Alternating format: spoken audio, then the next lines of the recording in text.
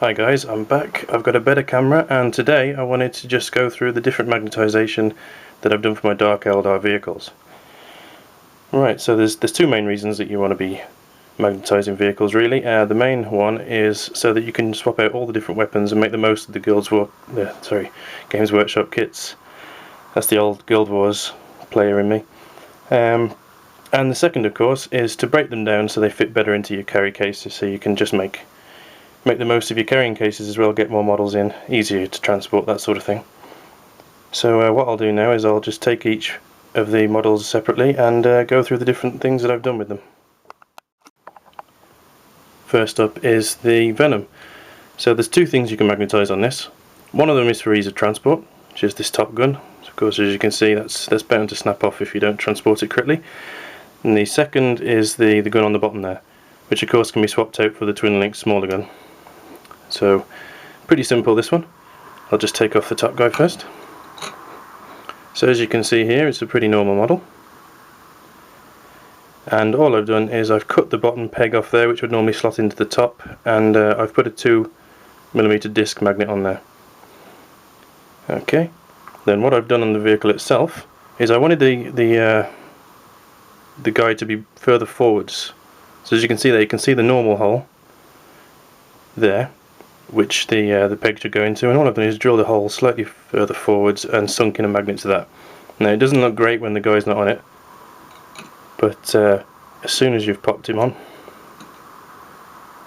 looks brilliant. There's nothing wrong with the way that looks, and of course you can flip the model upside down and it's not going anywhere, so you don't have to worry about it coming off during a game. Right, so the next one, again, very simple. There's a square peg there which goes into the square hole in the bottom there, as you can see, and all I've done is I've drilled a hole in the centre of the square peg, stuck a magnet in it, and then drilled a small hole in the bottom there, sunk a magnet into that, and then that pops on. Very simple. And that then becomes easier to transport because you can take the top guy off, and is more usable in games because you can choose whichever list you want and swap the guns out as well. So that's the Venom. Next up is the Raider. So this is one of the first vehicles I bought, and I made a few conscious choices when building this which would help the ease of transport to games and whatnot. So the first of which is that I've left all of the spikes off the bottom, and I've also altered the rudder to have two of the top bits rather than having the curved blade which comes underneath, it's quite flimsy and it's bound to snap off. So that's the first thing I've done. So I've modelled it so it's easier to transport. In hindsight, the rudder is actually okay with the way that I've got my multi-case set up, which I might show you in a short while. But right, let's go through the magnetisation then. So I keep everything that's supposed to move movable. So this one doesn't require any magnets at all. That's great if you want to put an independent character on to show that he's in that vehicle. I just find that aids with the use of the vehicle during the game, because you can tell which one's which, especially when you've got about 4 of these on the table. So I keep that loose so that can slide back in. That's just friction, there's no magnets involved in that. So the big one is the sail on the top there. Now everyone takes this, nobody glues this because it can be an absolute nightmare, but I've taken it one step forward and magnetised it. So this is just basically in case it snaps off, because the last thing you want is the peg stuck inside there, and then a sail that you've got to glue on in the end anyway. So on this one it's a 3mm magnet right there, and then it's a 3mm magnet in the top there, and that just clips on. So I'll strip this vehicle, so I'll leave that off, put it over there. So next up, as you can probably see, I have left the peg on this one because there's not much chance of this snapping, but I may very well magnetise it. As you can see, the gun is actually missing from the front of there. That's yet to be magnetised. I may go through using this as an example later on in the video. and that'll be a good chance to show you how it's actually done and the whole process involved. So he comes off. Right, next up are the main guy, the man with the rudder. Again, this time, what I chose to do is glue his hand into the control rudder and then stick a magnet in the end there. So that's just, there was a peg on there, I just cut the peg off, and then I've drilled and glued a magnet in there. Right, and he just sort of clips on. He's not going anywhere. I really didn't want to magnetise his feet, it just seemed like far too much effort, so that seemed like a good compromise. So he can come off. That leaves us with two more things to come off, and these are the passengers on the back here. So not many people use these passengers in the way of sticking them on the models themselves, partly because they're an absolute nightmare to stay on there, both during the game and also when you're transporting. They're going to snap off. So as you can see, I can actually turn this model upside down, no problem at all. And all I've got is one magnet holding each of these on. So if I just take him off, so you can see I've utilised the normal hook, but what I've done, if I can get this just to focus, and you see the small square on the bottom there? That's actually magnetised rubber that a lot of people use in fantasy cases, and it's just a matter of sticking that on the bottom of his foot. So when he's on the model, you can't really notice that it's there at all. But what it does do is allows the magnet in the side of the hull to stick to his foot. So I don't know whether you can see that in there, the small circle. That's where I've sunk the model, the magnet, sorry. And it's exactly the same on the other side. So his hand holds him on from the top, and the magnet here in the side of the hull, along with the strip of rubber which is on the bottom of his foot there, that holds him in place. So what you're left with there, when you pop out the flight stand, is a very small,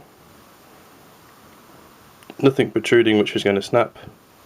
As you can see, these two edges here protrude further than this, and that will protect it from snapping off in the KR case. There's a slight protrusion here on the top, but that's not a problem, and the bottom is completely flat there. So what that does is it means that that's very easy to transport around, and that is what I do to my Raiders. Now this is one of the newer models I've bought, and there's a lot more magnetisation gone into this one, because I don't know whether you know this, but when they released the Ravager kit, which is the tank version of the Raider, all they did was they took the Raider and they stuck an extra sprue in for the extra bits. And what that does is it means that you can use it for both purposes. So ever striving to get the most out of my kits, I'm not sure if I've seen this online being done before, I wanted to be able to use it as both the Raider and a Ravager. Because let's face it, there's some times where you just need an extra transport, and you're going to be using razor wings and whatnot with 6th edition for your heavy slots. So I'll just go through the different things I've done here. Right, so same as the last one. The front gunner comes off. Now the difference here is that I've already magnetised this one. So it's just a matter of drilling in the 2-inch hole, then sticking the magnet in with super glue, and then doing the same on this one. Now this probably will need pinning, because as you can see at the moment, the gun can turn upside down and go whichever direction it wants, but it very rarely turns over, so that hasn't proved to be a problem at all. So that's the front gunner. Just put him down there. Again, we've got the sail magnetised. Just pop that down there. And again, we have the pilot, who's also magnetised in exactly the same way, so he'll fit on any of the Raiders I've got. Now this is where it starts to differ. So what we've got against the Raider is these two bits on the side here, which are designed to move because they've got pins and all sorts. But what I've done is I've managed to find a way using magnets to make this switch into the Raider. So first off, the rudder comes off the top. So what I've done here is there's a small piece of that magnetic rubber again here on the center, and then there's a small magnet in that hole there. Now that hole is already there, so you literally just pop the magnet in and glue it. And then again, these had holes already, so it's just a matter of popping the magnets into the end there as well. Bit of glue, simple job. Right, and then that allows us to pull off the sponsons. Now, magnet on the top, magnet on the bottom, and again, a magnet for the gun. Simple. Same for the other side. That pops off. Right. Now where this is genius is where you usually had the, or rather where you had the drawbridge before, not the drawbridge, the plank. That's where these fit. Now when you buy these in the kit, they come as one piece fused in the middle there. And the reason you can see those holes is because I was actually planning on sticking magnets in there and then having it magnetized in. But I found that just friction, especially when spray painted, just holds those in, no problem at all. Right, so we strip those out, and what you're left with is the very basic Raider chassis. Okay, so to turn it into the Raider, you put the sail back on, you put the pilot back in, you put the gunner back on the front, your feet pops on, there we go. And then of course in the kit you also get the bits to cover these holes on the side. So the gangplank and then just the short bit. So again, no magnets, just friction. That pops in there. And then the gangplank fits in there. And then there's just one thing left, which is the, I'm not entirely sure what the term is for this, but it's a bit of a handrail, I suppose. And then that also has the the magnetized rubber on it, and that sticks on there. And then what you have is a Raider. Simple as that. Nice and quick, very cheap, easily used as both vehicles.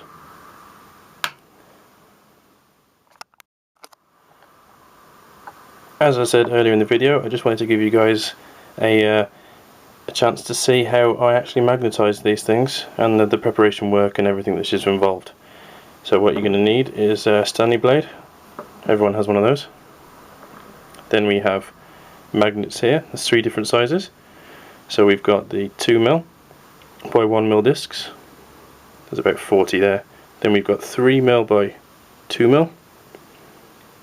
And then we've got 6mm by 2. So these are the heavy duty magnets for things like mounting tanks onto their bases, or flying tanks onto their bases, that sort of thing.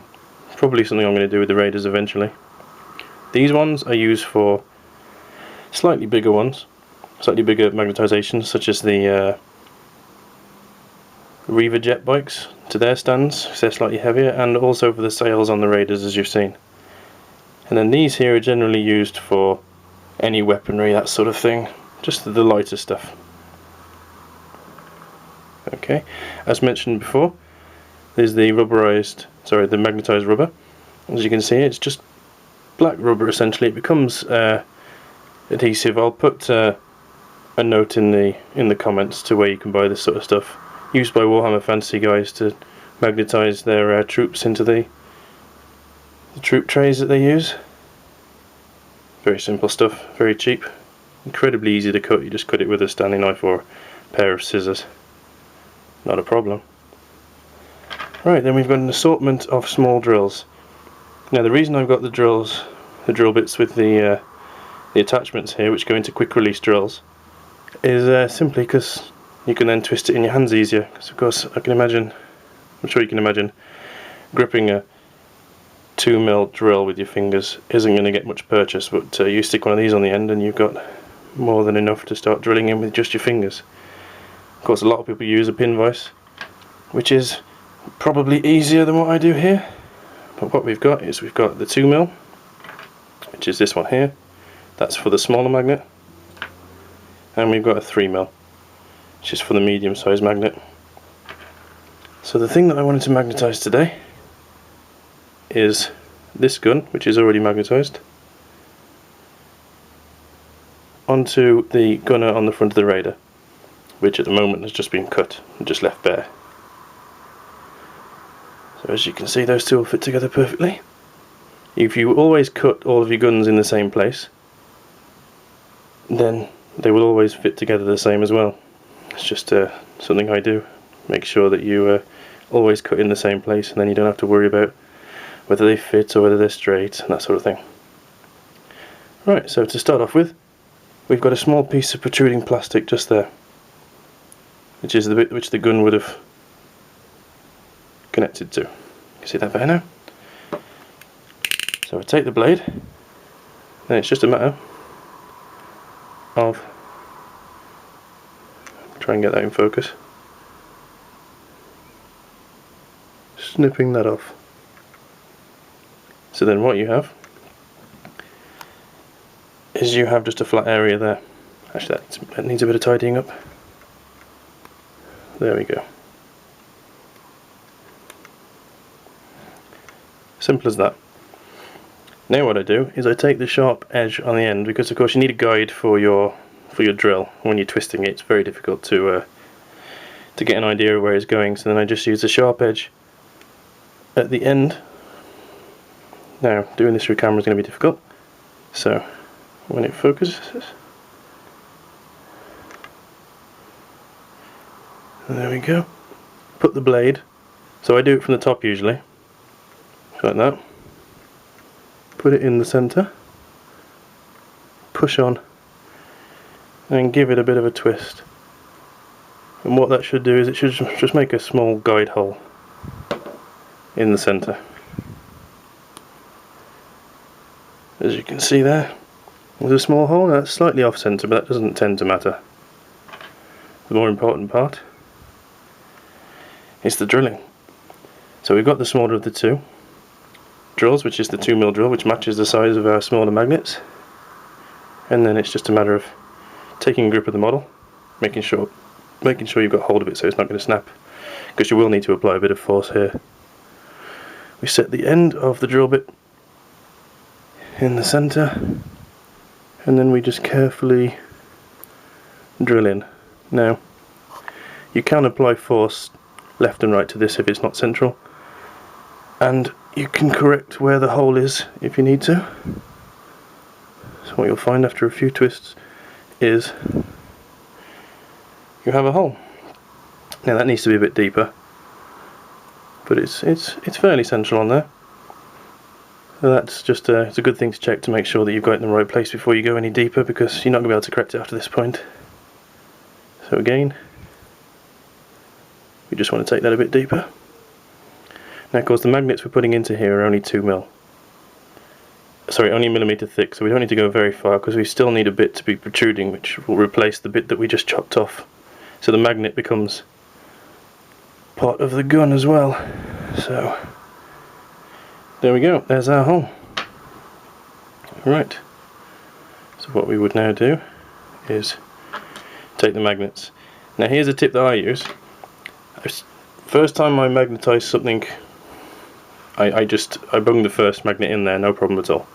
Then from that point on, what I tend to do, to make sure that I'm not getting the magnets wrong, the wrong way around, as you see that's repelling there, the worst thing you can do is stick this with super glue and have it the wrong way around, because it's a nightmare to get out again without ruining the model. So what I do is I stick the magnet to the actual gun, slide off most of them, put those back over there,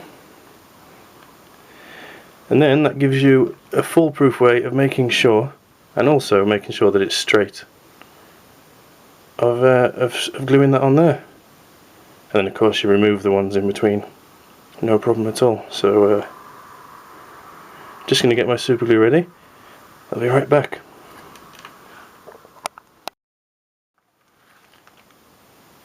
Right, so first thing you're going to need is super glue. Now, thick super glue is best for this, because it gives you a little bit of time to readjust the magnet before it sets, and it also gives a much better adhesion, because you might be applying it to an uneven surface. The thickness of the super glue actually fills the gaps, and it makes a much better attachment. So what I usually do is put a little bit of the glue onto,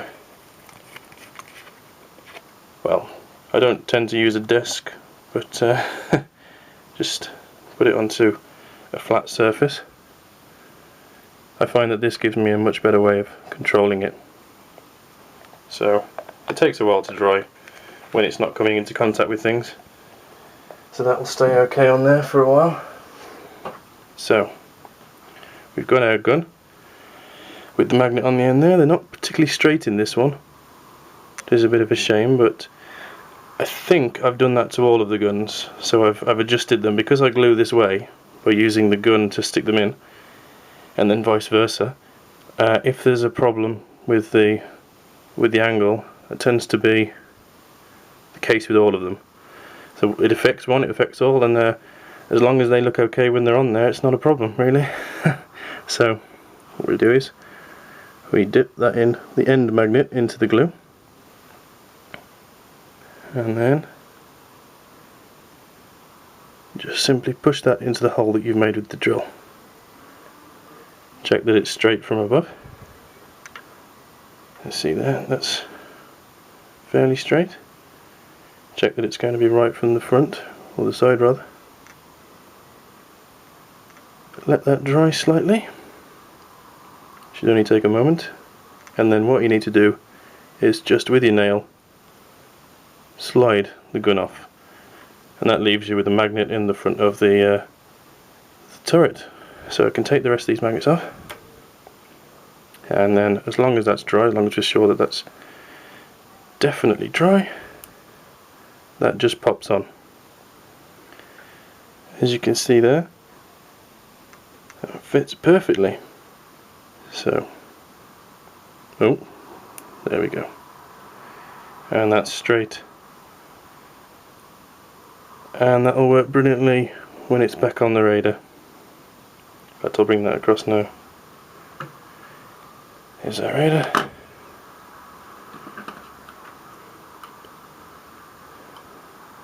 Pop him on. And there we go. That's the gun magnetised, and of course that can be done with the alternative gun as well, which is the disintegrator instead of the splinter cannon. And that works brilliantly.